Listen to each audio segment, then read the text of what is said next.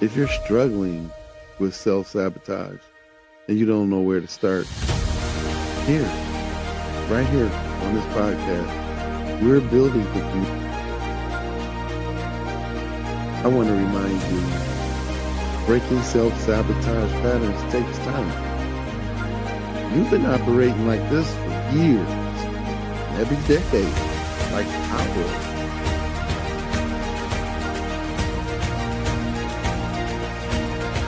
Be patient with yourself.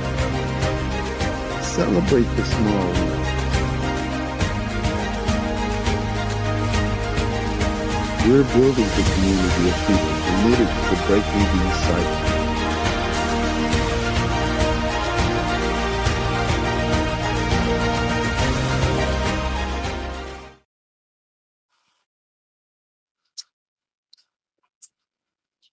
Hello, hello, hello. Welcome, everybody. Welcome Yes. back to Terror to Triumph. My name is Alfonso Pelton, and with me is the lovely Storm. How you doing today, Hello. Storm? I'm fine. How you doing, Alfonso? I'm doing pretty good, and I'm feeling like I'm getting over the sniffles that I used to have, finally. Yes. So I appreciate being well again. So I thank you for the Yes. well wishes for everybody out there who was wishing me to get better and all that. I appreciate that. Today, we're talking about signs of denial. Oh, I hope I didn't pass that on to you now. No. Okay. Nah, man, I can't get better than you start getting sick. We can't have that. No, I Um, already been sick. oh shoot. We just gotta work with it now then. Yes. Uh so okay, yeah, we're talking about signs of denial today. Yes. For us survivors, these are like red flags to other survivors. You may know somebody who is suffering from trauma and they are telling you they have been through trauma, but it doesn't affect them. So today's episode is going to tell you what red flags will be showing and how to discern what's a red flag. Today, me and Storm are going to walk you through it, and we're going to start. This is actually segment 2 of the stages of denial, as we talked about last week. We were talking about why survivors deny their trauma. Today, we're talking about how to recognize it. Okay. So, somebody or you might be in denial, and today we're going to break it down. All right. So, Yes. the signs of denial, we got a list that we're going to share with you.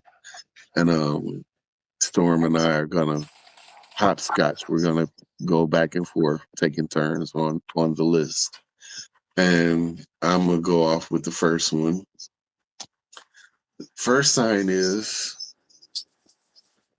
I'm fine. I'm fine. There's nothing wrong. I'm fine. That's they say it constantly. I'm fine. Everything's fine. I don't know what you're talking about. But all their actions tell a different story. They're isolating, they're self-sabotaging, and they're struggling in a relationship. Storm. Yes. Sign 2 is minimization. It was it was it wasn't that bad. Other people had it worse. I should be over this by now. They're downplaying what happened. They're comparing. They're judging themselves. Right. Yeah. The third sign is deflection. Now, I just want to say before I get into deflection that these signs don't necessarily happen in this order. Okay. So we're just giving you the list as we have them. So somebody may not exude or show all these signs. You might have somebody only showing a few of them, but it's still a tell to let you know that they are in denial. They're trying to mask it. So moving on to sign three is deflection. So when you try to talk about it, they change the subject. They make a joke or something. And they get defensive. They're not ready to go there. So they redirect. Hmm. Sign four, anger when confronted. If you bring up their trauma, they get angry. They might say, "Why are you bringing this up?" or "Stop trying to fix me." The anger's protecting them from feeling the pain. Mm, mm. That's critical because how can you help somebody when they're rejecting you, right? Or they're being defensive about something that's very sensitive to them. That's deep. Yes. Fifth sign is isolation. Okay. They withdraw from people who they care about or who cares about them. They don't want to talk about their feelings. They keep people at a distance. Mm, Yeah. Sign six, professionalism are over functioning. They're constantly busy. They're overachieving. They're trying to prove they're fine by being perfect. It's exhausting, but it keeps them from feeling. perfectionism. I kind of resonate with that one. Trying to Mhm. do everything just right. Um, sign seven, substance use or numbing behaviors. They're using alcohol, drugs, shopping, work, or other behaviors to numb the pain. They're not addressing the trauma, they're medicating it. Sign eight, relationship patterns. They're repeating the same unhealthy relationship patterns. They're attracting the same type of people. They're recreating their trauma, but they don't see it. They say, "I'm just unlucky in love," or "People are just like that." That's deep right there. Attracting the same type. You're attracting the same type of people over and over again. Yes. Wow. Wow. And you don't even know it. You know what I'm saying? You don't even Yes. recognize it. That gave me chills just thinking about that. Now, mentally, I'm trying to go back over my past relationships and say, dang, did I do that? I'm going to have to take a self assessment on that one. Well, For real. I have the self assessment for that, and that is known to be true. You know, and you have to break it. So, would you say that in the beginning, before you actually accepted the fact that you were traumatized, that this was one of the things that you were going through? Yeah, I feel like I was attracting the same wrongful people, and it was still after, even after therapy, and I had to break down myself and say, enough is enough and just take a break, and, reevaluate myself to not continue to adapt to the same people. Hmm. Because it's something about the look, it's something about the structure of you as a person. People say, "Oh, I can get over on her," or "I can get over on him." I'm gonna play her. I'm gonna play him. Yes. Um, was that what I was thinking?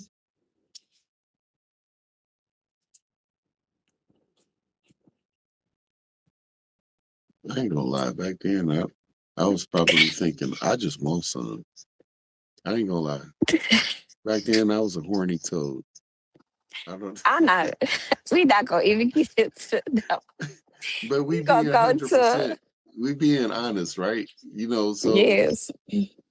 I don't think my mindset was geared to think about the trauma as it relates to meeting a new person. I wasn't thinking that at all. I was just thinking this is a new person. I'm hoping I can establish a relationship or Yeah. friends with benefits or something like that with. But I did not process trauma. At least I don't think I did I process even trauma into that. I can even go back as so much as to number 7, which is substance use or normal behaviors, because I did use substance, to get over to knowing the fact of what I was going through, you know, Mm, and it wasn't a light substance. We ain't talking about, your your green. We talking about something deeper than that, because I didn't want to engage in on sexual activities. So therefore, in order to norm it, to give the person what they wanted, I resorted to substance use to give them what they wanted. Not that they knew about it because I hid mm. it. It wasn't for them to know, but only for me to know. I wanted to be half in and half out. Ah, okay. I feel you on that. Um, we're gonna go forward because that Yes. that right there we can finish off the show with just that that topic right there. Okay. Um, Well, we'll but come back to that one. yeah, Yes. we're gonna come back. We're gonna come back to all of them actually, but we're Okay. just trying to finish off this list. We're All almost right. done. We got it's 10 of them total that we have on the list. We're on number 9 right now. So number 9 is emotional outbursts. They have intense emotional reactions that seems disproportionate to what's going on. They say, well, they'll get angry, and you'll think to yourself, what was the situation we talking about? Required anger? It didn't seem like we were arguing or anything.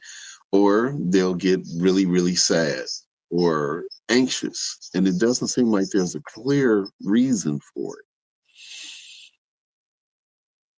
So, underneath, their nervous system is dysregulated from the unprocessed trauma. Storm, you had the last one. Physical symptoms.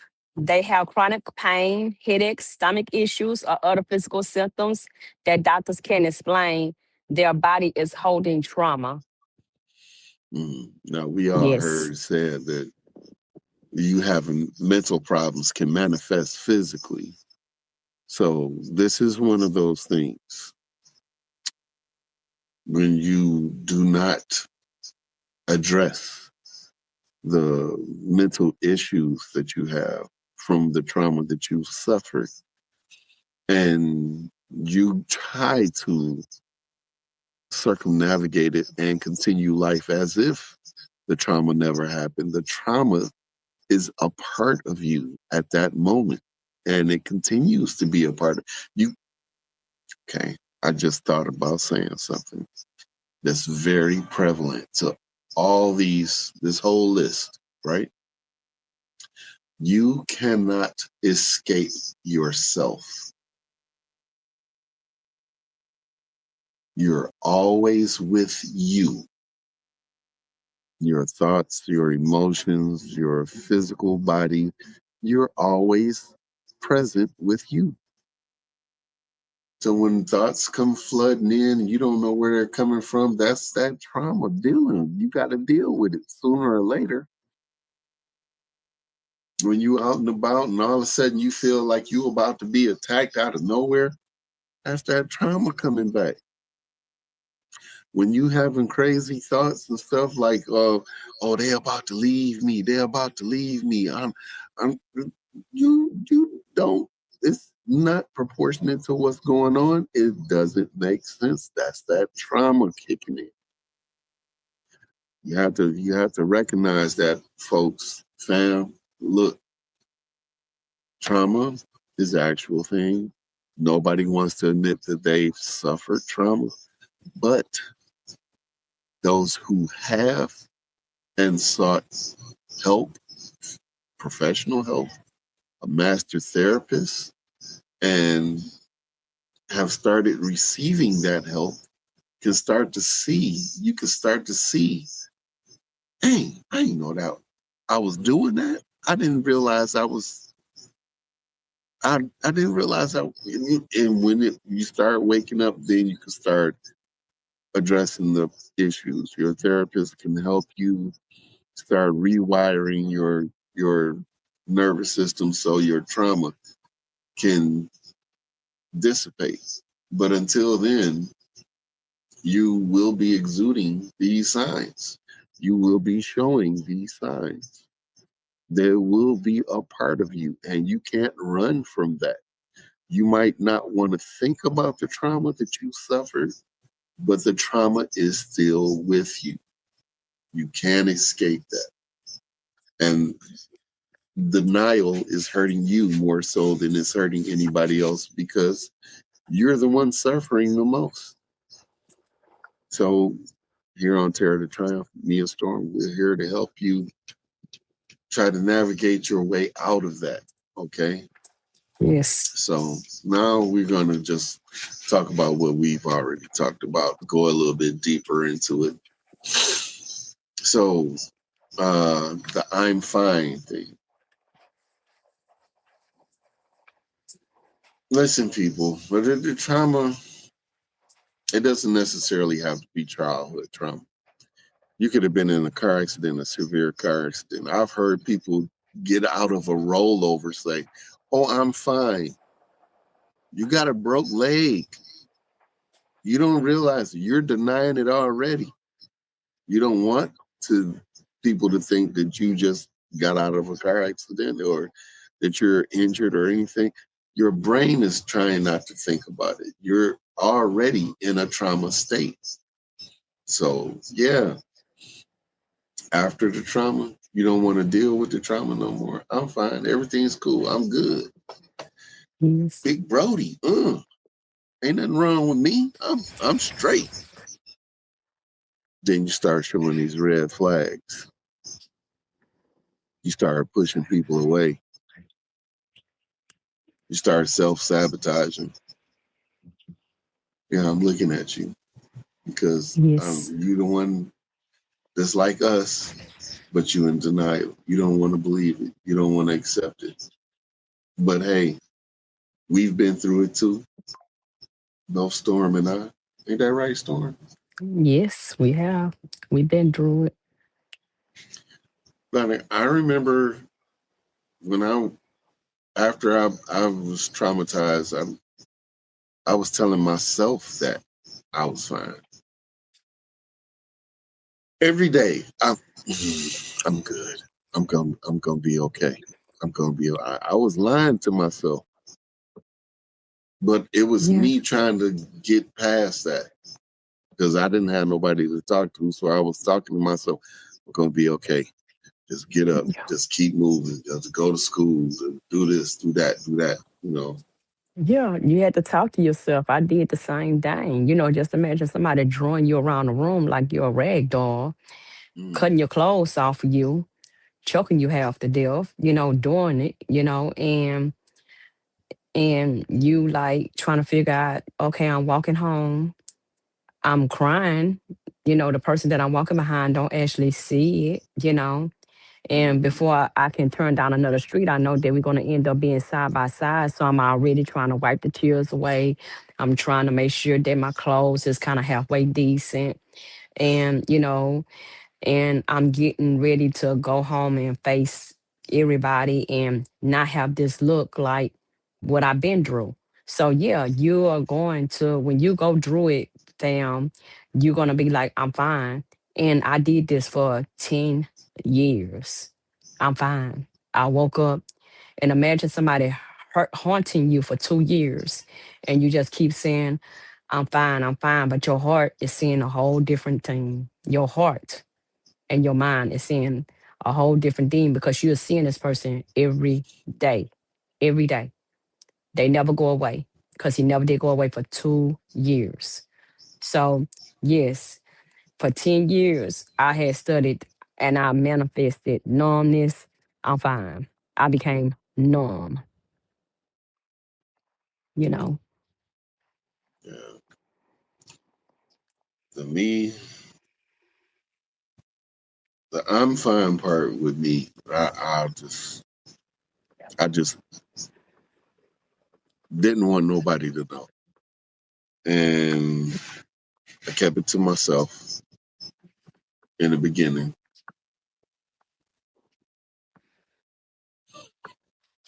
because there was really no interaction between me and my siblings after that point. I wasn't trying to interact with anybody at that point. Yeah. And that was a safety zone for me. The interaction felt dangerous. So the I'm fine thing, I wasn't talking to people. And, I think about it in grade school, people thought I was a little off. I laugh about it now, but I think about, being in school, I didn't really have a whole lot of friends, people coming to me, talking to me, or asking me questions, or, like kids interact or whatever. It seemed like the kids stayed away from me. Like something's not right with that kid or whatever. I think they could feel that. But, looking back at it, I think it now, but back then I didn't understand what was going on or why I was so unapproachable. Later on in life, I was told that I always had this mean mug on my face. Like, well, not like that, of course, but people told me I looked like I was unapproachable, like I was always upset at the world or something. And that could be what I was showing in my face back then. I didn't know it, so I wasn't fine, but that was my way of trying to keep people from entering into the circle.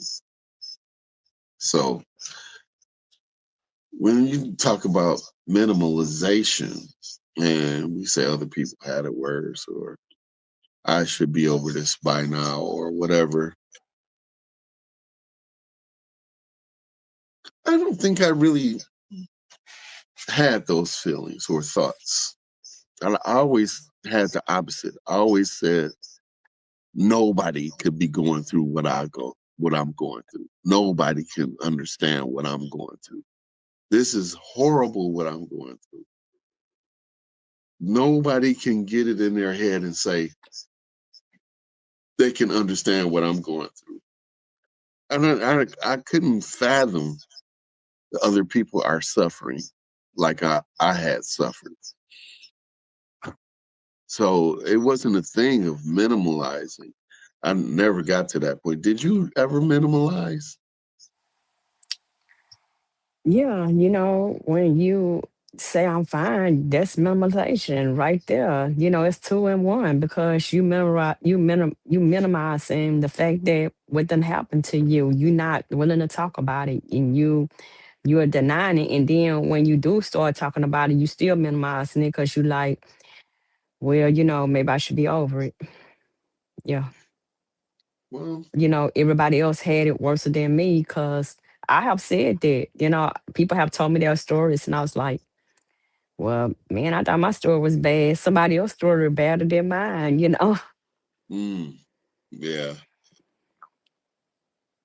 yeah, yeah. Okay, I get that, but I've Hmm. never actually said the words to somebody like, "Oh, you had it worse than me." I don't think I ever said that. I have You know. said it. I said it to a young lady. She had some issues going on. She was thrown out of her house at the age of 16. She was told that you can't live here no more.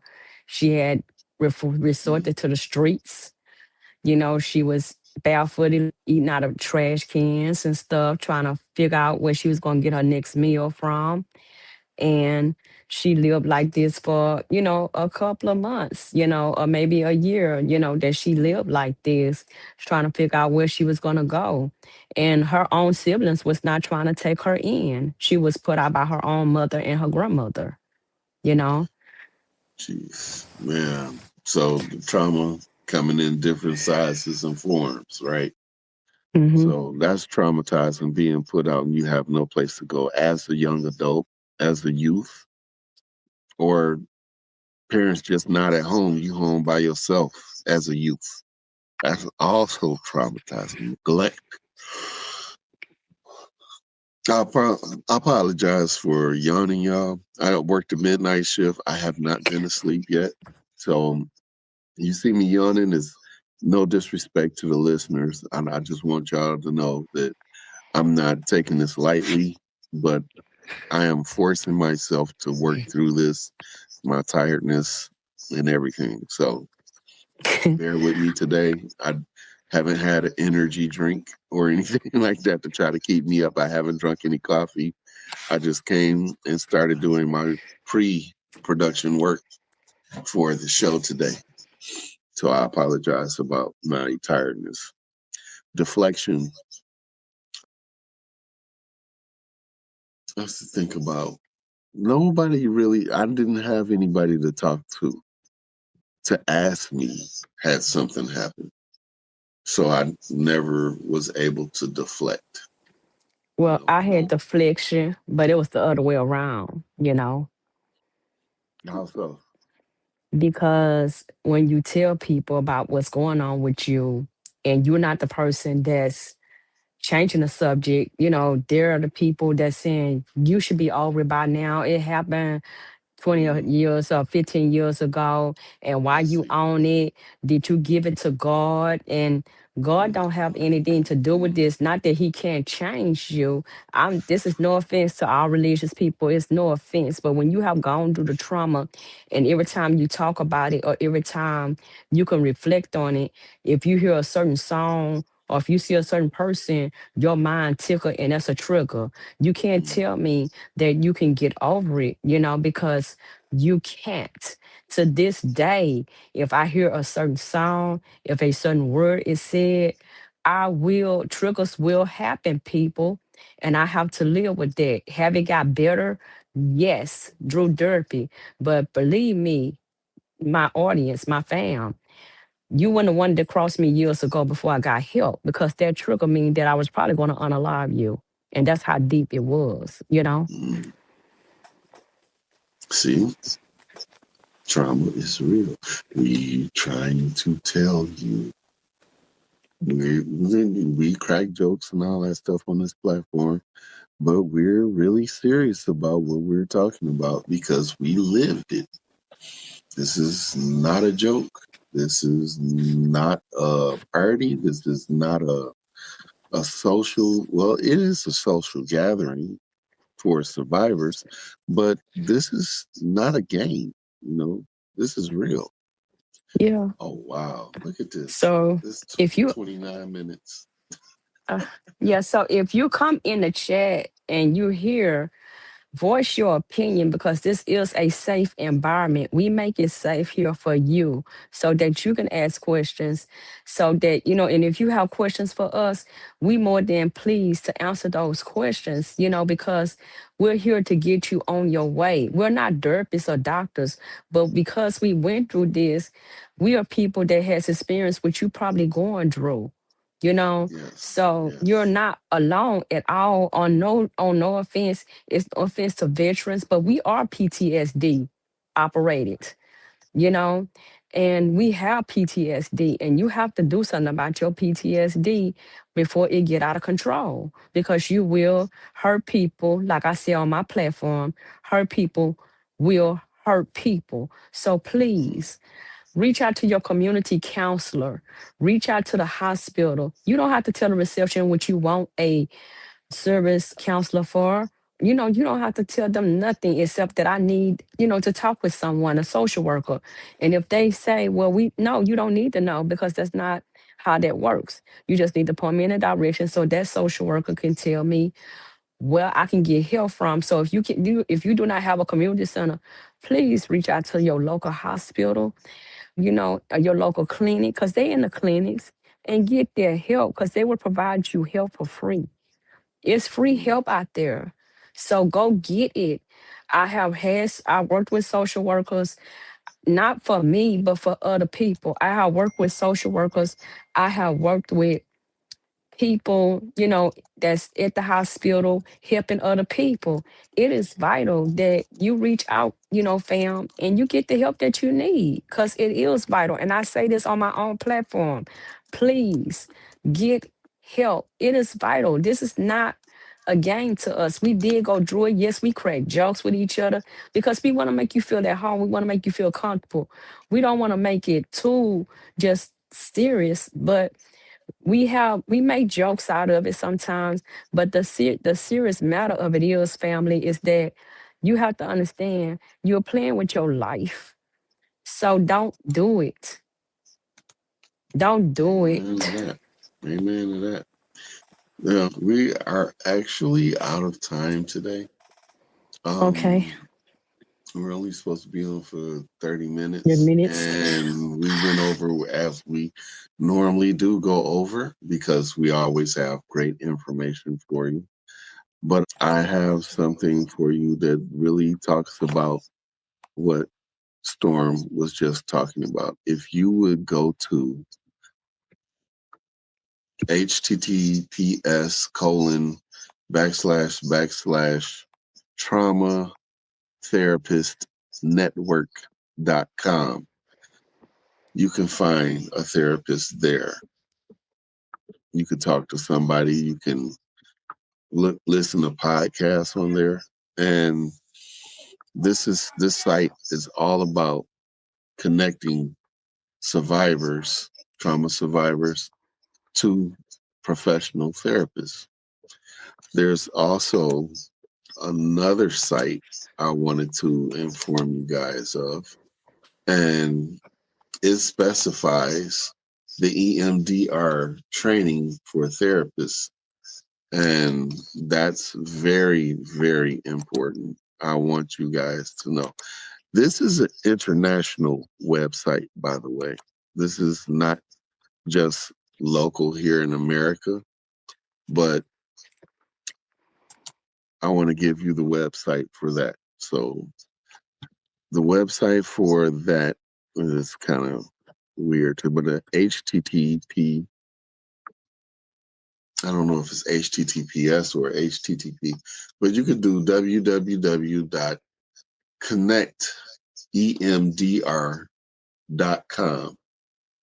And that's the basic training that they go through for teaching them how to work with us as survivors. So you can see from a different aspect, like what do you what do you expect from receiving psychotherapy from somebody who's trained from EMDR or have an EMDR certification as a therapist. You could also find consultations there. So it's different approaches that you could take. You could use these sites to help you find a therapist, somebody who would be suitable for you or you'll feel comfortable with. And then you will go on an interview, like your first scheduled meeting is like your interview. They're interviewing you, you're interviewing them. You want to be able to feel comfortable talking to them. You want to feel like they're actually listening and that they're there to hear and help you with your journey. But if you find someone who seems cold and callous and judgmental about your situation, then you have the right to leave that session. You have the right to seek someone else besides them. You don't have to settle, okay? We're talking about your health here. So I just want to drop those two nuggets on you guys so you can have tools that you can use and help you along your journey, finding a therapist that can actually help you with your trauma, help you, as I like to say, come out from under the veil of guilt, shame, regret, and fear, that shed that anxiety or shed the anxiousness, or I mean, not the anxiousness, but shed the fear and the guilt and the shame and all that other stuff that comes with trauma that we don't like to talk about, but they're there to help us get through it. And with that, I would like to introduce to you, some of you, and reintroduce to others, Pelts Emporium. www.peltsemporium.com is our e-commerce website. If you purchase items on that website, as you can see, Storm is wearing the shirt. I'm wearing one of the t-shirts with the branded logo that's embroidered. She's wearing a hoodie, actually. These designs are one of a kind. There's no one out there with these designs. There's symbols, our logo for the show, as you can see up there in the corner. Well, it should do like that. But the logo is indicative of our show. You buy the clothing, the proceeds from purchasing these goods go to help support the show. The show isn't actually cheap. The show is very expensive to keep up and running, and we need help. So I wanted to do something to help people show that they got something for helping the show stay active. So if you, the viewers, if you like the content on the show, go to peltsemporium.com, peruse, find something you like and purchase that, and you'll actually be helping keep the conversations going so we can help more and more survivors come out from underneath that veil that I talked about, so we can gain our power back. Okay. Yes. Um, Storm has a platform on TikTok, and her storm. That's appropriate though. Her storm is dealing with people who have been human trafficked, who are in need of healing. She has very practical herbal remedies for various ailments. She also does a early morning workout routine to get you guys going in the mornings. And then she opens up for discussion afterwards. Yeah, see, she got her resistance bands. So yeah, Storm has a lot going on. Her platform is on TikTok. And I'm gonna put up the information here so you guys can see it. But her information, yeah, here it is right here. I'm sorry about that. Her information. What happened? There it is. Okay. So I'm learning. So forgive me. I'm learning as we go. She has it going on that platform, and you guys should go over there to TikTok to check her out. Storm, would you like to give the times that you are live on TikTok? I'm live Monday through Friday from the hours of, it's 7 o'clock Central Standard Time in the morning and 8 o'clock Central Standard Time at night. And on the weekend, it varies. It just depends on what's going on with family. But I will, sometimes I go at 12 o'clock, on Saturdays or Sundays, but it just depends on what's going on with family. Okay. So you have it. You heard it from the horse's mouth. She is on every morning, Monday through Friday, 7 a.m. And again in the evening at 8 o'clock. So twice a day, she's doing it big for you guys. Tear to Triumph here, we are on twice a week, 30-minute episodes, which obviously goes over sometimes, but 30 minute episodes, and we are on at 10:30 Eastern Standard Time. Not to be confused with Central. Was it Central? Yeah, not to be confused with Central Standard Time. Right, not to be confused with Yeah. Central Standard Time. So Eastern Standard Time, 10:30 a.m. Mondays and Tuesdays and Saturdays. Okay, so that's Mhm. Dare to Triumph. Storm is on Monday through Friday, 7 a.m. Central Standard Time. And she's on again at 8 p.m. Central Standard Time. So make sure you guys go and follow her and check her out. We also have a platform that our audio podcast comes out on, and that's on Buzzsprout. And there's the link down there to it, as you had the link for Storm. And Hmm. if you click that link and you go there, you will be able to check out our podcast, all the previous podcasts that we've had. But if you want to check out the video podcast, you can go to this link. That's our YouTube channel down there. And our YouTube channel has all the video like today and all our discussions that we've had since we started. So if you need information, go back and look at all those episodes, find out what you need, because we talk about a lot of stuff on this platform. And we're very open and we're very honest. So if you're looking for somebody who can point you in the right direction, you found that platform. We're here for you. We're here to help you. We want you to succeed. We want you to have an excellent life with good relationships that will work. And we want you to put in the work to get there. And we want to hear from you. These episodes are helping you. Tell us. Send us a post up on YouTube or Facebook, or even send us a text message to Terror, the number two, triumph at gmail.com. Let us know how you feel about it. You know, what you're feeling. If you want to be on the show, we can arrange that too. So we're open. We're open to discussion. We're open books here. And we want to continue this dialogue. We want to help you guys live and grow and have productive lives. So don't be afraid. Don't be afraid to reach out. We're here. We're willing to help you. Also, those numbers, there's numbers down there at the bottom too.